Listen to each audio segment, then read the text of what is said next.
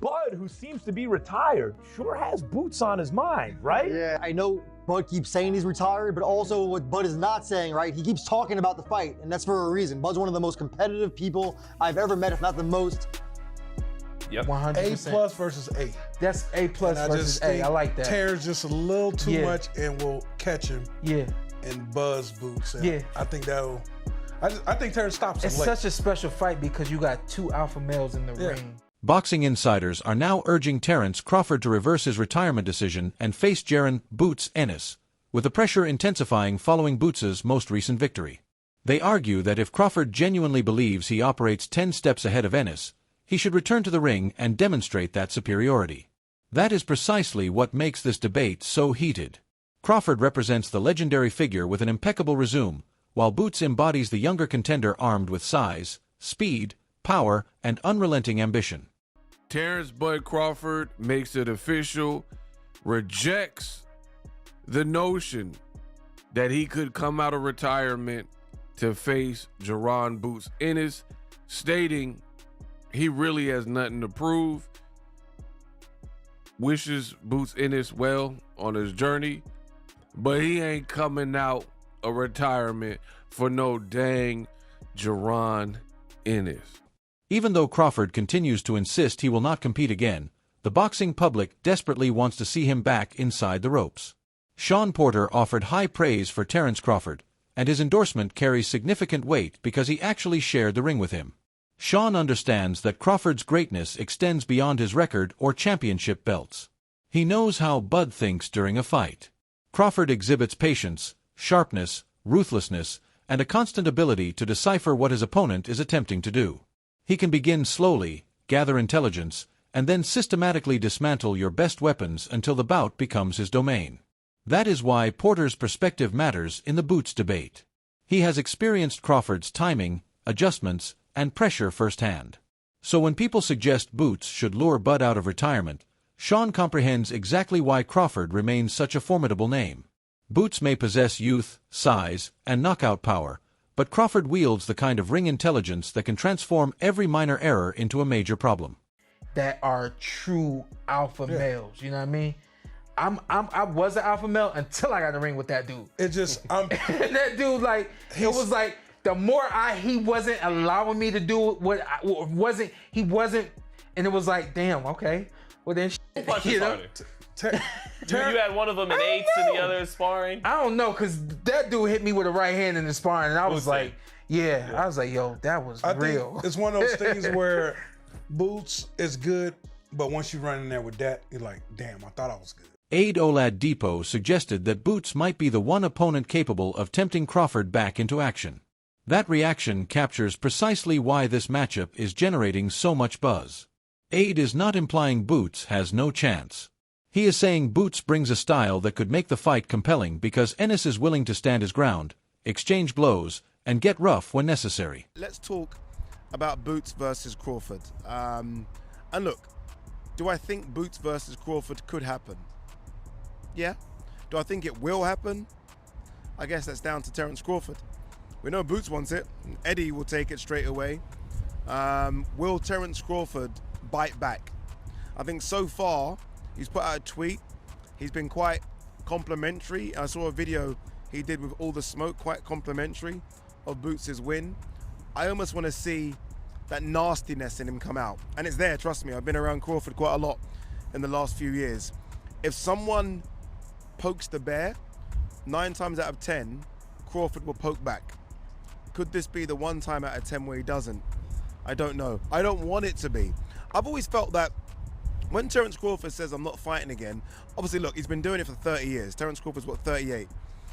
He's been boxing since he was 7 or 8. So it could just be a case of, I want to do something different. He travels the world. He's in Tanzania right now. He's enjoying life. But I always felt he retired because where were the challenges? The big challenge was Canelo at 168. He done that. There was no real challenge at 154. He wasn't going to fight Sebastian Fundora or Virgil Ortiz. They weren't really making a play for him. There certainly wasn't challenges at 160. Carlos Adames, Alam Kanali, Hamza Shiraz. Nothing to tempt him. This could be the one that tempts him back for one more. Max respects Crawford immensely. He recognizes Bud as one of the most intelligent fighters of this generation, with exceptional timing, patience, counterpunching, and an ability to adapt better than nearly anyone. But Max also views Boots as a different kind of obstacle. Ennis is younger, bigger, stronger, actively competing, and physically threatening in ways that could force Crawford to work harder than many expect. That is why Max's selection stood out. He was not claiming Crawford is overrated. He was asserting that Boots possesses the tools to make the fight uncomfortable. The switch hitting, the angles, the size, the punch variety, and the relentless pressure could present Bud with something new to solve. So according to Max Kellerman, if Crawford comes back and fights Boots right now, Ennis may very well be the one with enough youth, skill, and firepower to defeat him. Up and knock him out. He's fresh. But now Bud's been off for a year. If Bud is off for a year and a half, 2 years, and he's pushing 40, and the thing about Boots is he's a young man with young man reflexes, a sizzling offense. All of a sudden, your body's not responding the way it used to a guy like that. It becomes an interesting matchup. What do you think of this? And there's a reason he's talking about it, all right? Look at what read between the lines here. Why mention him? Bradley acknowledges that Crawford boasts the résumé, the IQ, and the championship pedigree. Nobody is disputing that. But his argument was that Boots is not the type of young fighter you can evaluate solely based on mistakes. He is big, active, hungry, and still adding layers to his game. That matters because Crawford would not be facing a finished product. He would be confronting someone who is evolving while already posing a serious threat. What distinguishes Boots is the physical pressure he can apply without being predictable. He can switch stances, throw combinations from unconventional positions, and create chaos when he chooses.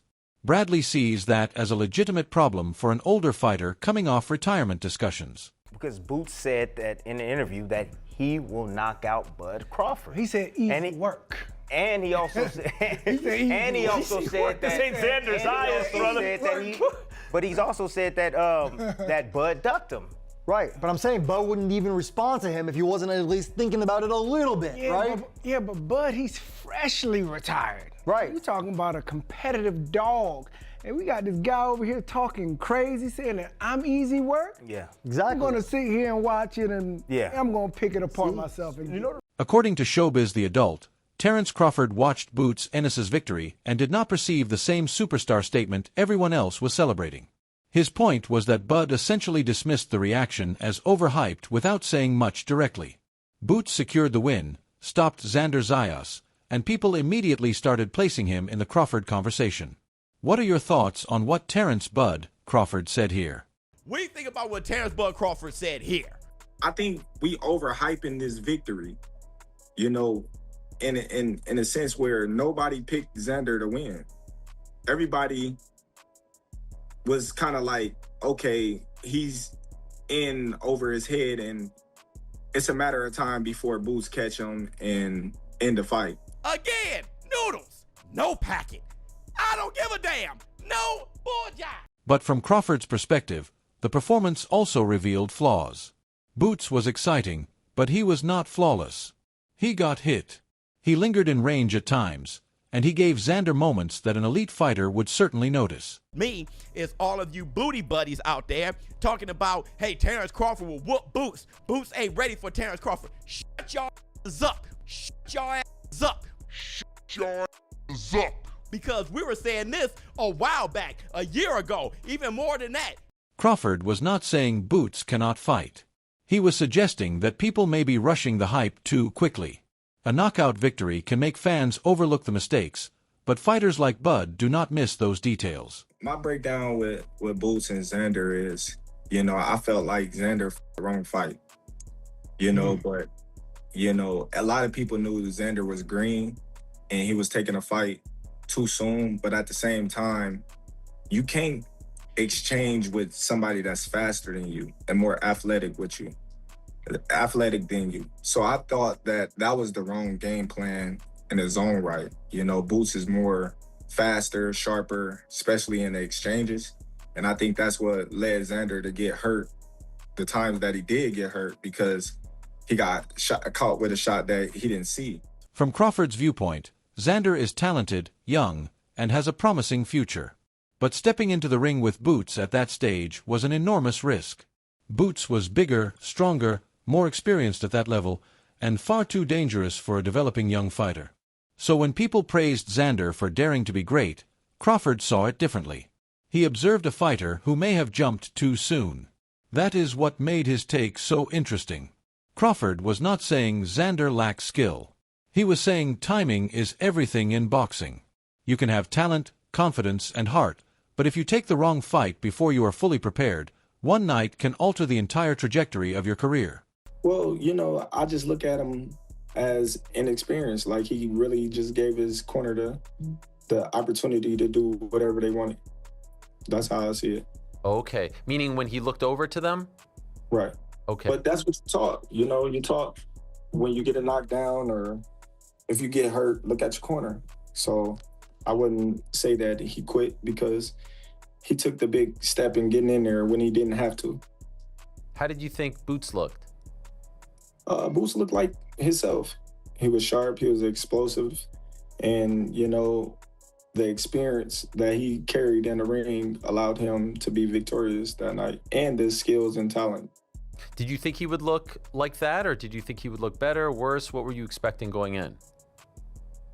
I wasn't expecting anything. Okay. I was just expecting to watch Xander fight and Boots fight, and that was it.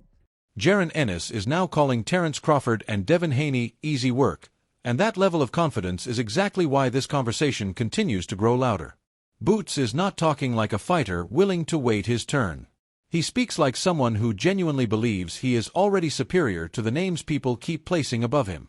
Crawford has the legacy, the résumé, and the ring intelligence. Devin has the skills, movement, and discipline. But Boots views both of them as problems he can solve. He is not just saying he wants big fights. He is saying those fights are winnable, perhaps even easier than people assume.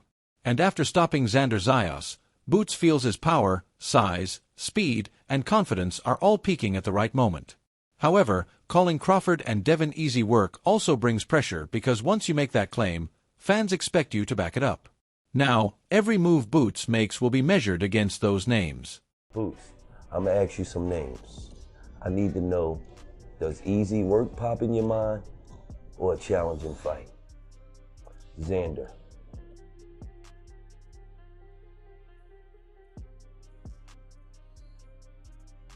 Easy work. Charlo. Easy work. Fedora. Easy work. Errol Spence. Easy work.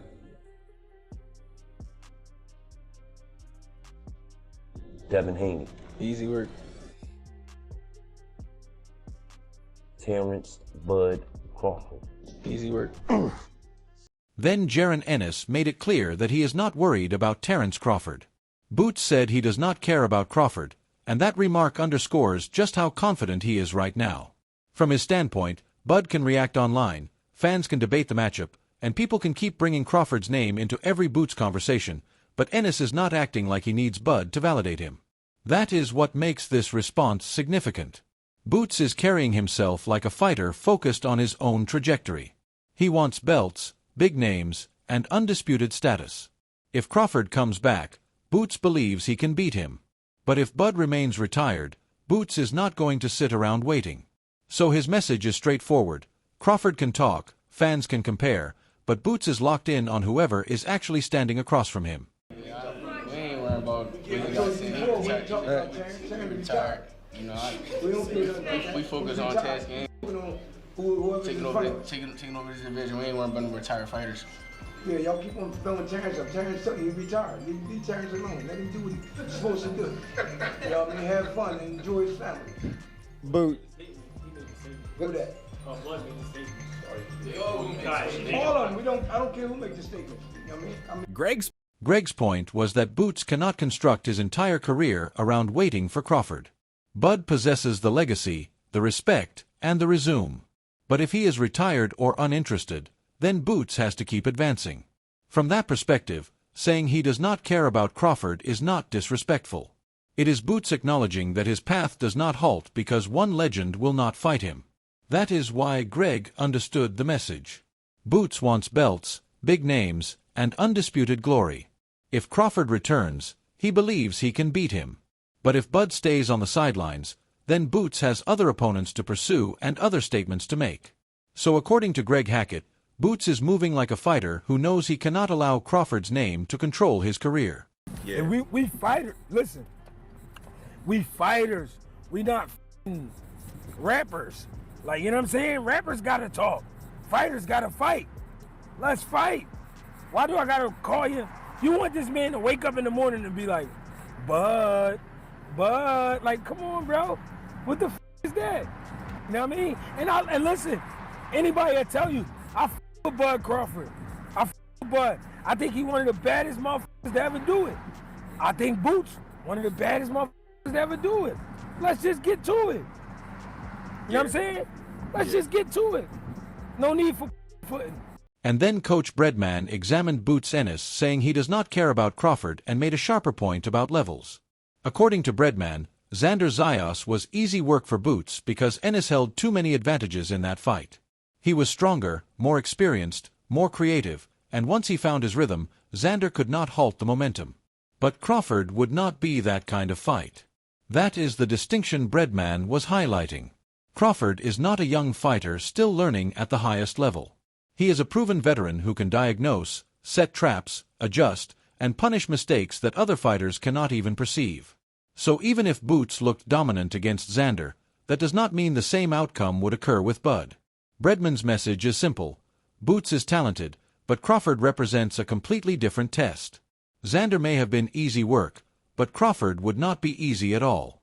Yeah, I don't think he has a glass jaw, Mills. I think that he's an adorable guy, but I think that we overestimated, not we, but just the boxing world just overestimated his size and his fundamentals.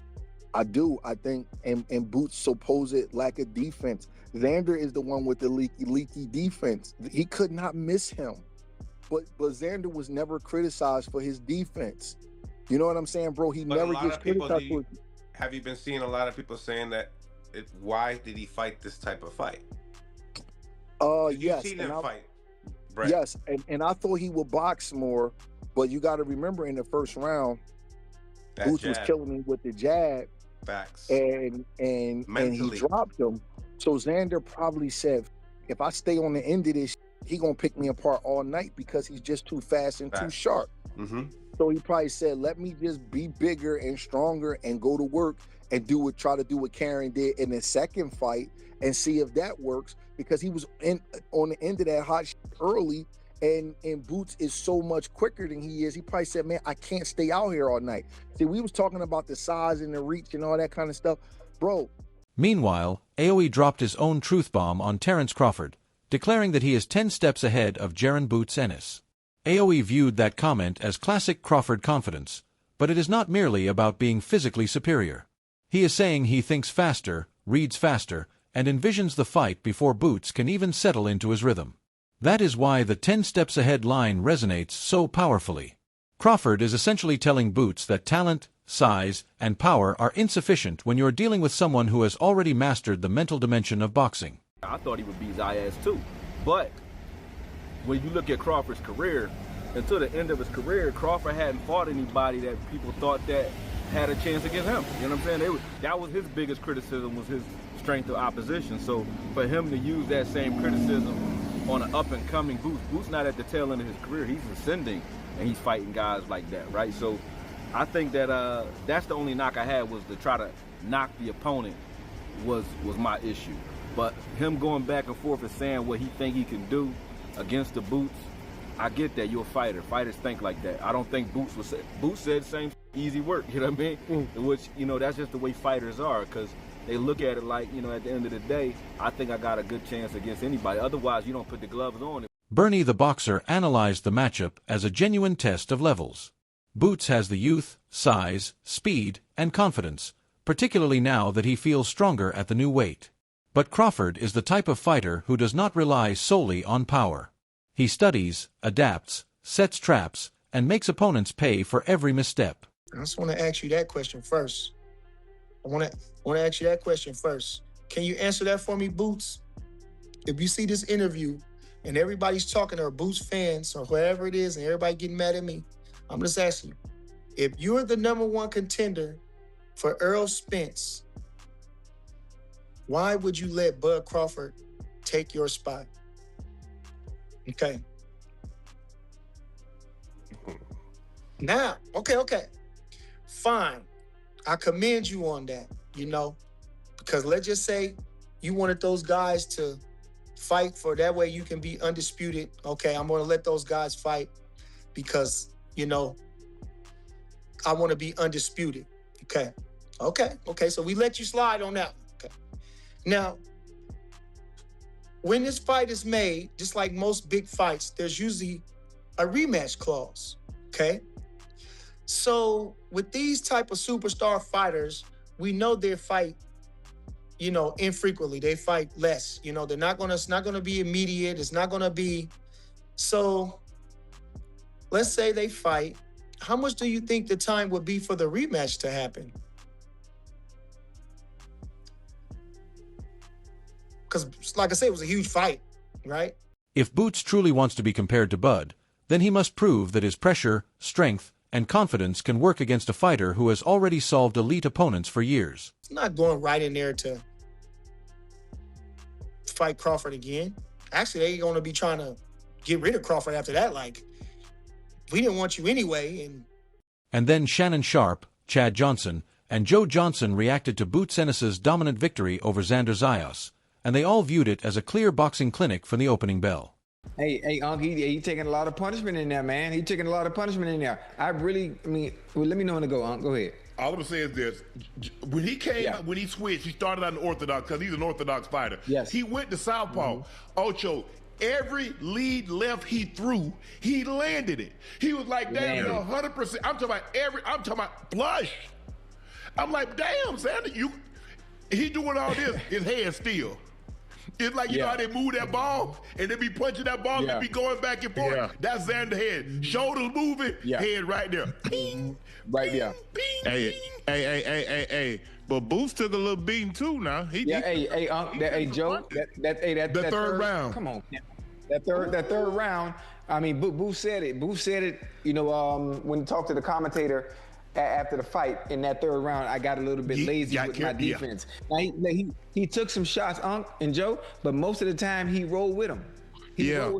But at that third round, and I'm surprised that Xander, also, that Boots being the puncher that he is, Xander chose to just stay in the pocket and just. You better get out of range or move your head. I do both. Get out of range and move your damn head. And then we have professionals analyzing Ennis's recent performance. Here's my reaction to Jaron Boots Ennis stopping Xander Zayas in the 7th round. Great performance. I want to salute both of the fighters for putting it all on the line. Their undefeated records on the line. The young Puerto Rican unified champion, you know, stepped up in competition when it came down to Jaron Boots Ennis. Lots of people believe that he is the phenom in boxing, the upcoming star in boxing. But was this performance that catapulted him for that? Well, first round, drops him. Second round, beats him. I say third round and fourth round, I felt like Xander Zayas had lots of success in those rounds. I felt like he hurt Jaron Boots Ennis. I seen Jaron Boots Ennis clinching in the third round. Subscribe for more boxing updates and stay locked in.